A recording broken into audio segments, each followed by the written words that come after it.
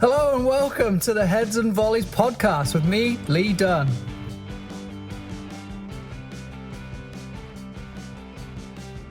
Really appreciate you joining me today. I am going to lead us on a little pathway along a recent assignment I've been working on with regards to leading your player, and specifically how we can begin to create individual development plans and what that means to the player, what that means to you, to your team, and to the general culture around you, and how it's really going to benefit everybody involved, and effectively why we don't do it and why I'm arguing now that we really should be doing it.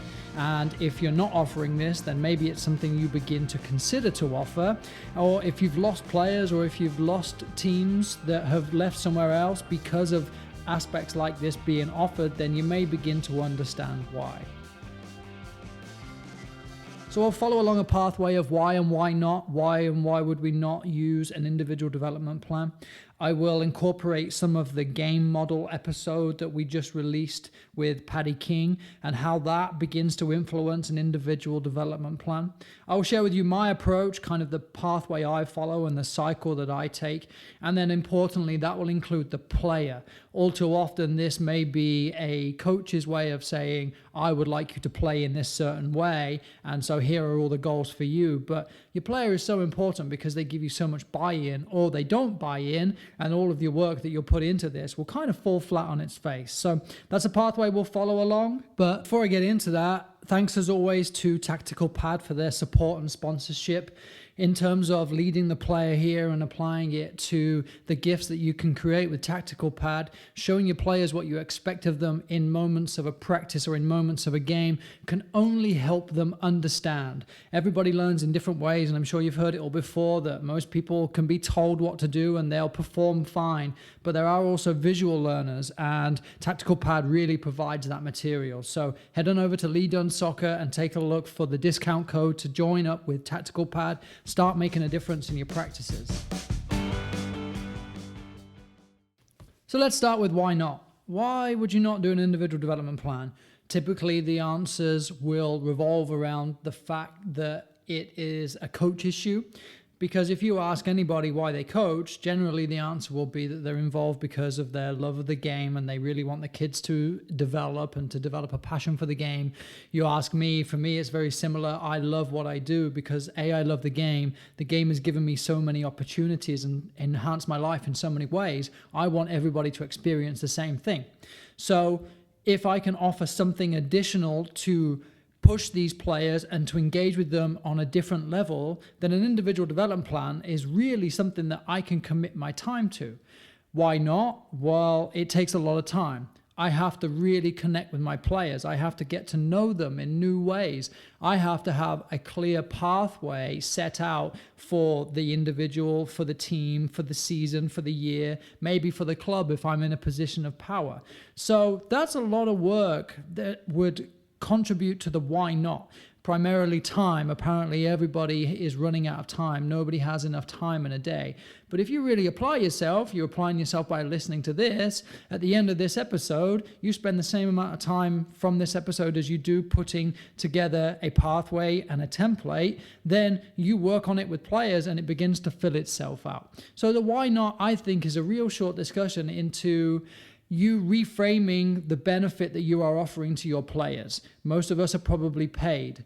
Now, how do we justify that pay? We justify it on the field, but you are more than just a coach on the field. You have so much chance of influence and so much impact on families that you can have this continuing document that a player can take with them, or within your club, you can begin to influence the environment so that everybody is doing the same thing. Or you may already do this and just think, Lee, this is great. I already do this and I reap the benefits. You think about creating a culture around you where people look at you and say, I want to play for that coach. Now, if you're creating these players that really want to be involved and are really challenging themselves because of what they deem valuable, because you've listened to them and it's written in their own development plan and you keep them accountable, now you're going to attract those types of players.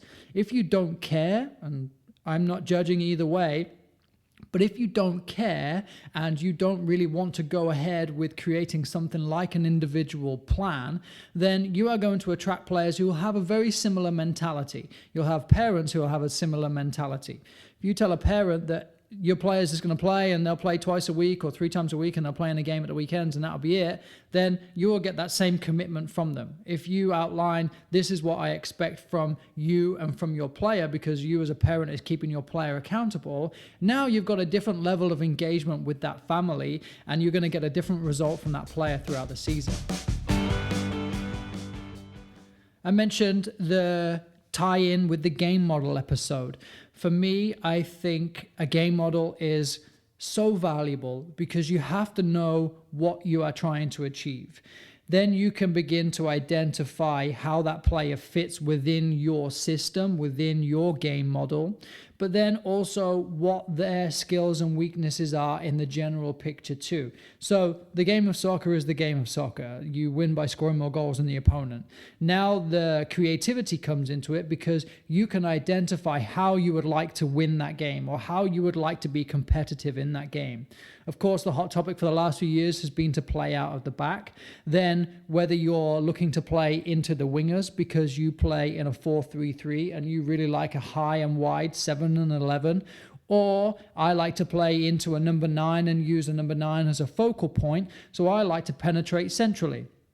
Now I can say to my striker in his individual development plan, it's really important that you have these skills identified by the game model because the ball is going to come into your feet and you're often going to be under pressure. So I know what I'm asking of him. Now he is also able to say, I think I'm good at it, I'm not so good at it, and I need to work on it. I can identify players that he can watch and begin to simulate. But he has an understanding of what is being asked of him. Remember my comment about Greg Berhalter saying that he has these players that are phenomenal athletes and professional soccer players, and they still like to be told what to do specifically too. So now let's take that down a level to a player who's just playing recreationally or competitively, but it's definitely not all of his life. Now we're still looking and considering how we can impact that player, and part of that is by knowing exactly what I want and what I want him to be able to do. And I think it's really key to identify your style of play within that game model. And of course, I think your game model will tend to your style of play anyway, with things such as possession or certain ways of playing. Like you'll always switch from one side to the other real quick because the way you set your game model up is you are packing one side of the field with short passes with the look to release to switch. So now you incorporate a style of play that's expansive. But then knowing what you're looking for, you can then drill down into your own philosophy and your way of delivering that. So you say, I would like to use, for example, lots of small-sided games. So if I'm going to use lots of small-sided games in my practices, there is an argument and a podcast coming soon on the argument of technique training versus individual skill and developing that in a practice. So effectively saying opposed versus unopposed practices. So then if I identify as an individual that I like my practices to look like a game, I don't think that within the hour and 15, the hour and 30 of the session, I can really hone in on individual isolated skill. Now, there are many camps that will argue that you don't need to do that, and there are camps that will argue you can. But in this situation, I've identified that for the majority of my practices, I want it to look like a game. So now within the individual development plan for my player, I can identify you need to work on these skills. Here, for example, is a skill set that I want you to practice this week, or this development period that we're working through this individual development plan. And I may give them a plan every month or review the plan every month. And then just like as if you go to the gym, your workouts and your exercises will improve. They will become more complex. They'll become more intense. And the same thing for my players. If I identify I want to work mostly in small-sided games, and perhaps philosophically I don't agree with isolated skill practice, then I can identify with the player that you are required to go and work on your skills. And here is how you can do it. You can play at school, you play with your friends, you can take on some of these apps that are out there where you can be challenged on a global leaderboard for the amount of touches you do on the ball or the amount of juggles or anything like that. But it begins with me identifying what my practices will look like. Again, personally, I prefer the game model approach of it looking like the game so we can replicate those game moments. So now my players need to go and work more technically and isolated with the ball at their feet. That's something I can incorporate in my individual development plan.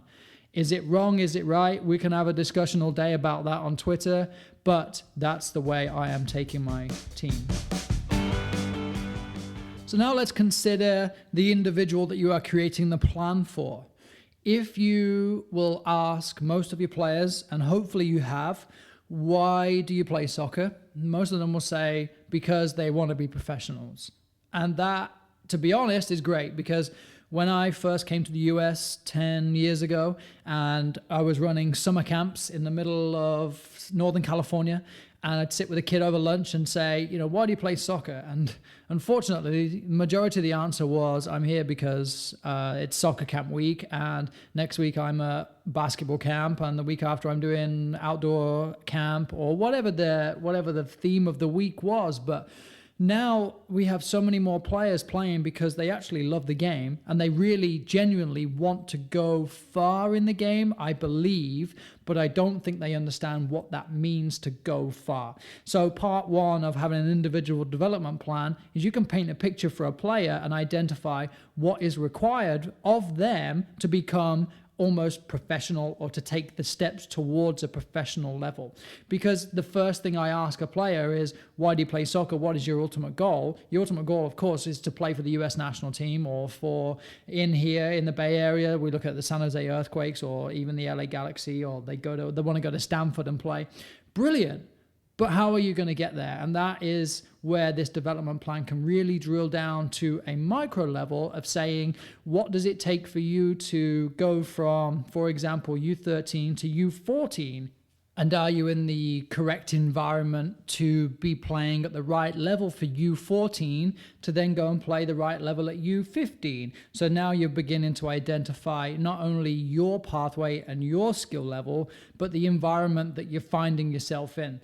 And I think, to go back to the why not, a lot of coaches may be scared of losing players, or may be scared of almost outing themselves, because the players and the families that are clever can look at it and say, well, if we really do want to go to Stanford, then this is not the right environment for us, because we're not playing at the right level, or we're not surrounded by the right type of player or the type of mentality that my player needs to take them on to the next level. Maybe it's because they're playing at the lowest level, or maybe just the environment is not the best place with the commitment level of players, for example.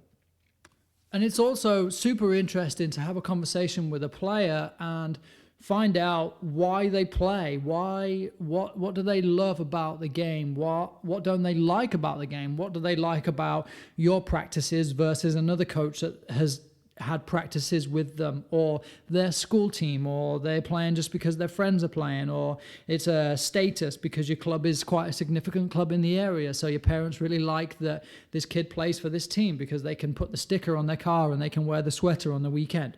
Whatever the deal is, now you're asking questions of a player that you would never have known otherwise. And I bring this up because I recently coached players at U14 and asking their same question: what's your long-term goal, short-term goal, where do you want to end up, where do you want to play? And one of the players who I thought had a brilliant ability within the team, but just never really seemed to apply himself all that much. And so when I had this conversation with him, I asked, where do you want to go? And he said, well, it doesn't matter anyway, because I'm going to have to go to Europe and go to college in Europe, because that's what my family want me to do. So from sitting on the side of the fence and thinking, this kid just doesn't care, what's his deal? And I'm sure everyone can relate to that. What's this kid's problem? He's got so much ability. Oh, if I had that ability, I'd be a pro, or whatever we think about when we see that. But this poor kid feels like his pathway has already been created for him because his parents have said, you're going to go to Europe and go to school. So now he thinks that it's not really worth trying all that much. So now I have some more material to be able to, A, shape his development plan and shape his goals. But then that's also a conversation I can have with him and with his family, and even when considering where he wants to go to school at high school level, because that's going to help him in the long run. If he really wants to be a soccer player, that's a conversation that we now have some material to have a conversation with his family about and identify this kid has some real good ability. But I would never have known that had I not had that conversation with him and had I not considered an individual development plan. He would have just been that kid who was typically, he had some ability, but he just didn't care, just didn't want it enough. And unfortunately, I think a lot of kids will fall by that wayside, and we're really, truly doing them a disservice if we are not giving them every opportunity to voice who they are and to share what they want to do. Then I don't think that we're really fulfilling our role as a coach. Now, of course, you're also going to get those players who will say, I just play because I like it and I don't really care about playing in college. And for some coaches, that may be a hard pill to swallow because they want everybody to take the game as seriously as they do. But ultimately, the benefit of this individual player plan is that you're creating this environment for this player to be successful. You can now shape their plan on not necessarily about winning and losing or getting into a college environment, but it's about their own individual development. Of course, we are working on and creating players that are also going to become adults, and they're going to become adults in a real world. They're not just going to be soccer players. You look at the stats of players that are actually going to make it to the top level, and I think they're slightly skewed because of the amount of players that are playing. So of course there is only a real finite amount of players that can make it to the pro level anyway. But you think about your regular team that you're working with, maybe one or two may go on to a good college career, or maybe 3 or 4. So there is a good chance that a lot of these players, you are creating lifelong lovers of the game. People that really love to play, and people that have such a positive experience that when they have kids, they may become coaches and they may pass on the good vibes that you were giving as a coach. It's not only about creating these fantastic players that can go on to the next level. It's also about this holistic approach to this individual that is going to become an adult in society. So what does that individual development plan look like? Is it a workable document? Is it something you print? Is it a template that you sit down with a player and begin to fill in? This is for you to decide, because you've got to decide what's going to be super valuable to you and valuable to your player. So I love to include just basic information, things like their height and weight. You can add them, you can not add them, you can add their birthday. You can just begin to accumulate specific information that you think is going to be relative to you. You think about including things like their date of birth and their height and weight. You can begin to work on things like biobanding, or you can begin to at least identify how they're growing in relation to everybody else in the team. And whilst that may seem fairly obvious when you stand them all shoulder to shoulder on the field, you can actually keep track of who this individual is and actually pay attention to what they're growing like. If they suddenly now, and when you do a check-in, and I'll talk about kind of time frames, but suddenly they've gained 20 pounds or suddenly they've gained 4 inches of height, now you're aware that something is going on within that player, that now you might find it's Mr. Tickle running down the field and he's all arms and legs and he doesn't quite have control because he hasn't grown into his body yet. So simple things like that that just encourage you to be more aware of who your players are. So then consider what the training plan is. Why are you doing it? It really helps to identify specific objectives and then the purpose. And of course, as with anything, to have goals that are measurable. We're going to try and set deadlines. You think about setting your own personal goals. You set timelines on when you would like to achieve them by. Now, it doesn't mean that I want to be a pro is on there and then in 20 years, maybe we'll reflect on this and see if I made it. But again, back to the kind of the baby steps of saying, I want to be a successful U14 player from a U13 player. Well, that gives us 1 year to get to this point to reflect. correct. And then I begin to identify what that looks like moving backwards. So you may create something like a schedule or something like almost like a skill challenge. For me, it's all about small-sided games and game situations. So I'm going to influence the player by saying, I want you to work on passing back and forth off a wall, for example, a skill wall or a garage wall, whatever it is. And I want you to do that for 20 minutes a day. And I want you to work on alternate feet. And I want you to do that 3 times a week. Now I can have the player, a box in there for the player when I review with them to say, how was it? Did you do it? Did you do it every day? I could even go further and say, keep a diary, send me a video, apply all those videos, count touches, try and beat yesterday's touch count. Whatever it is, now I'm keeping this player accountable. Then I may look at, and this is what I do, I incorporate some short-term goals and then to some long-term goals. And the way I like to do it is I say to the player, what are your short-term goals for this season or for this year or for next year? Then what are your long-term goals? And there are no right or wrong answers. If the kid says I want to be a US national team player, I'm going to write it down. And I'm going to write down how it comes out of their mouth. So they may say I want to be a men's national team player, and then I want to play in high school, and then I want to play at college. Well, then I'm going to say, great, that's brilliant. Why? Who am I to say that your dreams are wrong or right or that they're silly? Like, it's a safe space. That's what you want to do? Brilliant. Now I'm going to work with you on reorganizing those long-term goals to something that, or into a way that it's achievable. So US national team is probably not achievable before you go to high school. So let's get high school top of the list. High school is number one focus. Then from high school, we may look at college and then into US national team. So those goals are still relevant, but I'm just going to assist you in making heads and tails of them and saying this one is going to come first. So let's plan for that one first. That will then work into the short-term goals. So you want to go to high school. We've got 2 or 3 years before you go. Now we begin to identify what that looks like. And of course, does he want to be a U14 national team player? Probably. But a high school player or a successful club player is going to come first. So again, we begin to identify his little pathway within those short-term goals to get to that bigger goal along the way. I may incorporate things like my game model. So I would like you as the number 9 to be strong, to shield the ball, to have a good first touch. So now within the 4 pillars of the game, if I go that way, I will use the technical and identify the technical requirements of a player in that position. You need to be able to have a good touch. You need to use both parts of your feet. You need to be able to turn quickly. You need to be able to shield the ball. Now that will fill in my technical, tactical, my psychosocial, and then also my physical aspects. And it's all relative to his position, and then it's also relative to where he wants to go. So he identifies that he loves to play striker and he appreciates the role that is being asked of him. Okay, so now you are going to tell me and I'm going to tell you, or I'm going to work with you on what it looks like for you to be better technically in that position. How do you think you're going to be better in that position? Okay, so you think you're going to control 9 out of 10 balls that are fired into you. Well, I know from watching the game it's kind of difficult. So we're actually going to say you are going to create space to receive the ball so you can break that pressure a little easier. So now one of my tactical goals for you is to watch these players on TV, on YouTube, whatever, and watch how they create space. Then you're going to practice that in your little skill practices that I'm going to assign you.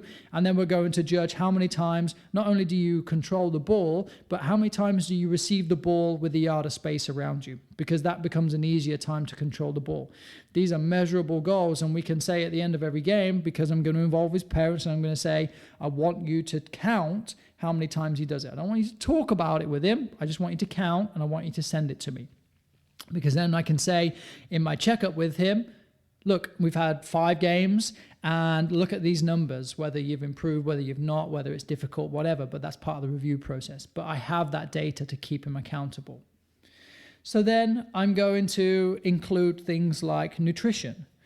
And I may just start simple, and I think we can all agree that a fast food dinner the night before or 2 nights before a game is not ideal, or on the morning of a game. So I'm going to say that I encourage you to have a good hearty breakfast before a game.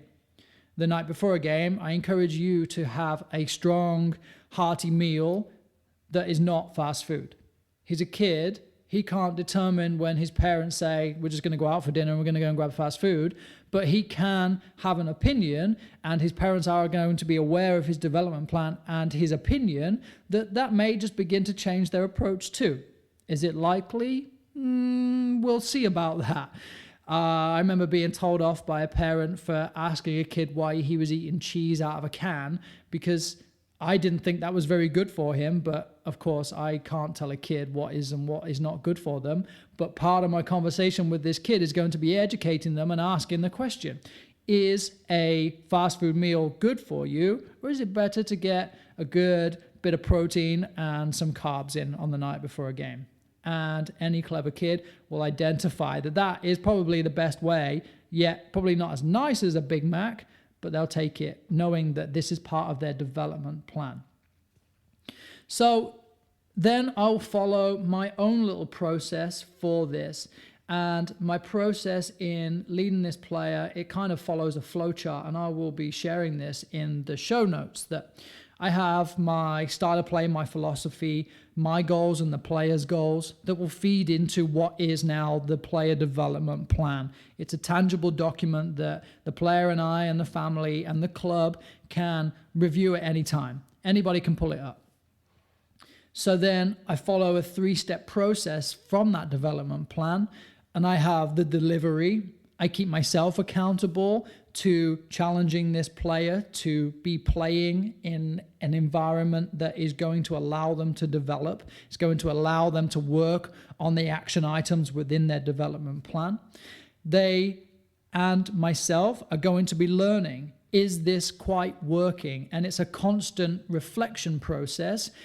Is the player being challenged? Is the player receiving enough touches on the ball or enough repetition to be working in this environment and working on their development plan? If I really want them to focus on checking into spaces, how many times in a practice do they get it? Now, of course, there are different practices where that may not always be the case, but if I say to myself, okay, I'm going to commit to you once or twice a week in a practice that you are going to get ample opportunity to be performing that way, now I can review my own practices and identify whether I'm actually delivering on that or not. And then the review process, and this is something that I touched on really quick, but how often do you review with the player? Do you have enough time in a week or in a month to sit down with every player to then talk about it with them? Can you text your players? Now, if you text your players, does that have the same meaning to them as it does when you actually sit down and take 10, 15, 20 minutes with them?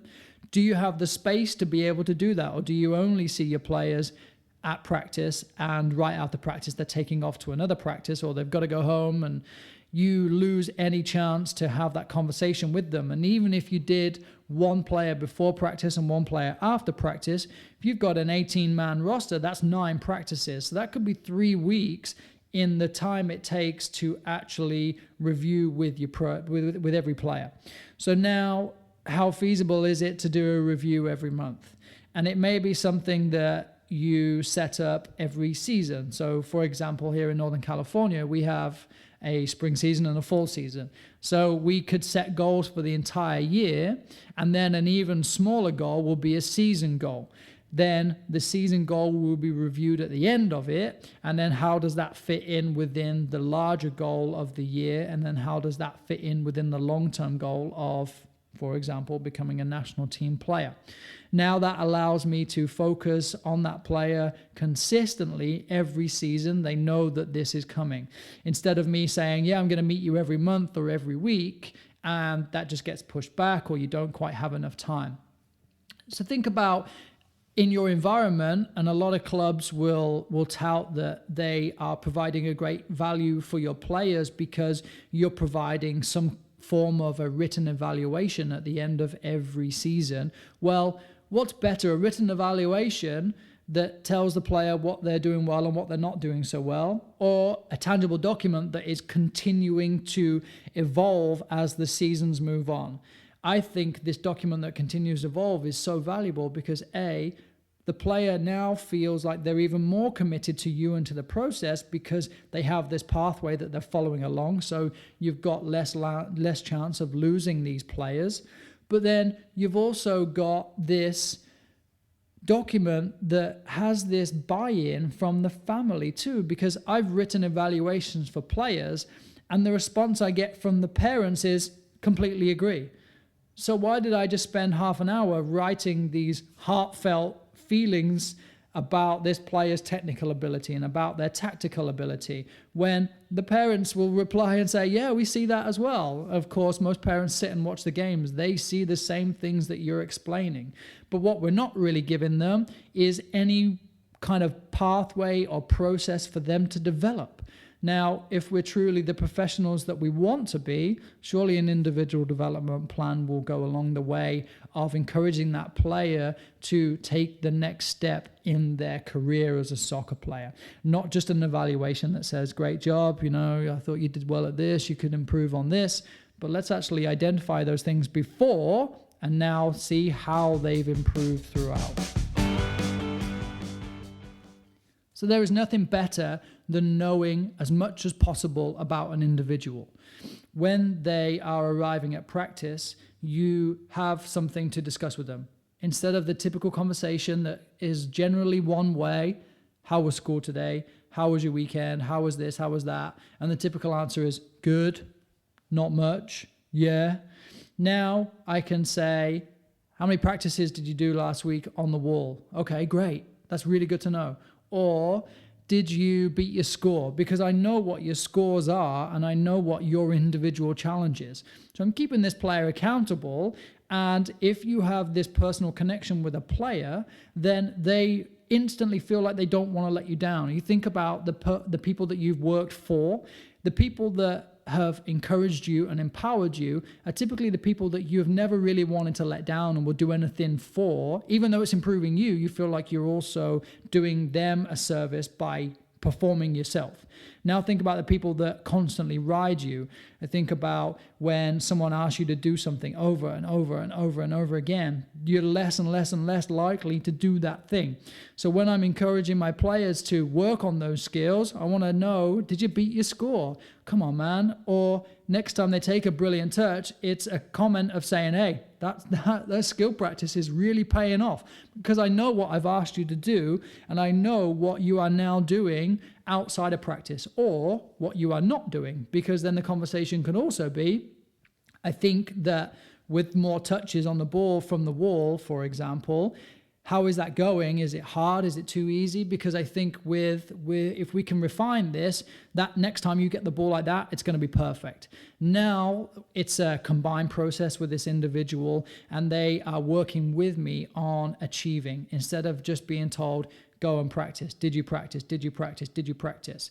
Because the same thing's going to happen. They're going to end up just resenting whatever this development plan looks like, and they're not going to really benefit from it. You are not going to benefit because you're not going to do it. You're going to dread following up with the players because now it just becomes something that you're forcing on the individual as opposed to something that they can really truly benefit from. So I'm going to share on LeeDunneSoccer.com, I'll share a little template of what an individual development plan looks like, and I'll share my flowchart of working too. And it's really simple, and it's a simple process from the 1,000-foot level. The true value in it is the execution. You coach 2 or 3 teams, it's a difficult process. It takes a lot of time, but the bond and connection that you build with your players not only encourages them, it encourages their family. It encourages a culture, it develops a culture around you where people want to buy into that because they know when they join your team, this is the expectation. Back to the original starting conversation that said, why not? Well, it's so much easier to not do it. And I completely agree when you consider the amount of time you have to spend in this environment. But if this is your job, this is your career, this is something that you're working on becoming better and better at, then this is a no-brainer in my opinion. And you begin to identify yourself as the next level of coach that the players are looking for. You consider the pathway, and US Soccer want to have 300,000 licensed soccer coaches in the US. Soon you're going to have to differentiate yourself in another way.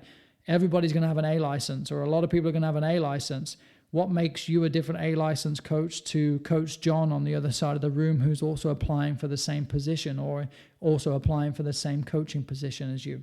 This is one of those things that I strongly believe in starting, just like your game model, and this feeds off of your game model. So go back to last week's episode with Paddy and consider what your basic game model looks like, and then how that begins to influence the players and your environment.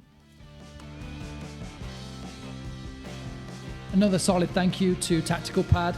Definitely check them out. I'll constantly post things on my Twitter and on my Instagram too, at LeeDunneSoccer. So check it out.